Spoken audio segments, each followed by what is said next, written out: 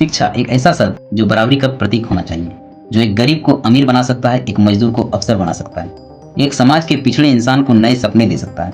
लेकिन क्या हो अगर शिक्षा का अपना एक रंग हो, अगर एक क्लासरूम के अंदर जाति की दीवारें खड़ी हो और उन दीवारों के तले कितने ही बच्चों के सपने दम तोड़ चुके हैं। आप में से कई लोगों ने इस डिस्क्रिमिनेशन को अपने स्कूल के दिनों में जरूर फेस किया होगा।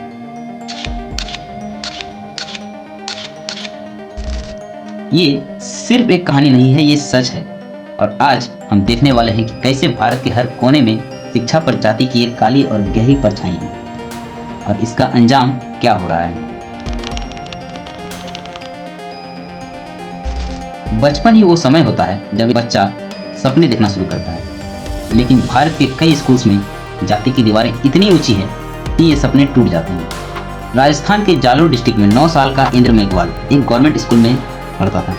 एक दिन उसे बहुत प्यास लगी। उसने स्कूल के मटके से पानी पिया, लेकिन बस इतनी सी बात पर उसके टीचर ने उसकी इतनी पिटाई की कि उसकी जान चली गई। सिर्फ एक मटके से पानी पीने की सजा, मौत। क्या ये शिक्षा का भविष्य है? एक स्कूल जो बच्चों को एक जैसा बनाने का सपना देखता है, वहीं एक टीचर ये तय करता है कि कौन पानी पी सकता है और कौन नहीं। इससे बड़ा शिक्षा का अपमान और क्या हो सकता है?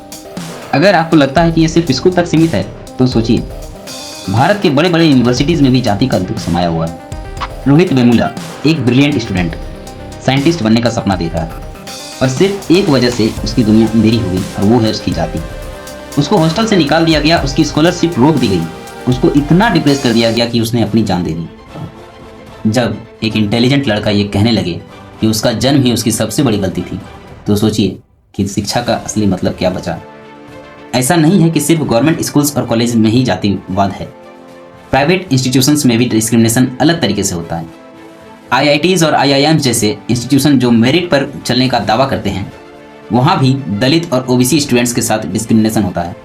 फैकल्टी रिक्रूटमेंट में लोअर कास्ट प्रोफेसर को कम हायरिंग मिलती है। स्टडीज़ बताती है कि OBC और ST/SC स्टूडेंट्स के प्लेसमेंट्स भी अपर कास्ट स्टूडेंट्स के कंपैरिजन में वीक होती हैं। जब मेरिट का मतलब सिर्फ एक जाति तक सीमित हो, तो क्या भारत कभी सच में प्रगति कर सकता है? हमें सिर्फ ये दुख सुनना नहीं है, इसे बदलने का भी सोचना है। देखते हैं कैसे इस प्रॉब्लम को जड़ से मिटाया जा सकता है। एजुकेशन सिस्टम में अकाउंटेबिलिटी। जाति बेस्ड डिस्क्रिमिनेशन रिपोर्ट करने के लिए स्ट्रॉन्ग मैकेनिज्म होने चाहिए। Strict punishment for caste discrimination. Schools और कॉलेजेस में कास्टिज्म प्रूव होने पर टीचर्स और एडमिनिस्ट्रेटर्स को स्ट्रिक्ट एक्शन फेस करना चाहिए। माइंडसेट बदलना होगा।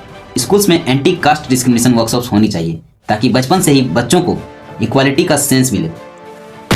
Strong reservation system implementation. Reservation सिर्फ लिखने की चीज़ नहीं होनी चाहिए, इसको सही तरीके से लागू भी करना चाहिए। शिक्षा एक ऐसा हथियार है जो इंसान को बुलंदियों तक ले जा सकता है, लेकिन अगर ये हथियार सिर्फ कुछ लोगों तक सीमित हो, तो बाकी लोग सिर्फ गुलाम बन के रह जाएंगे।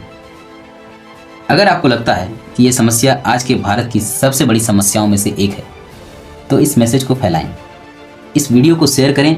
आप कास्ट सिस्टम के बारे में क्या सोचते हैं, कमेंट करें। अगर आप इस चैनल पर नए हैं तो चैनल सब्सक्राइब करें और बेल आइकन जरूर से दबाएं, ताकि इस वीडियो की नेक्स्ट पार्ट का नोटिफिकेशन आपको मिल सके और हम सब मिलकर एक नए भारत की शुरुआत कर सकें। वीडियो में यहाँ तक बने रहने के लिए आपका बहुत बहुत धन्यवाद।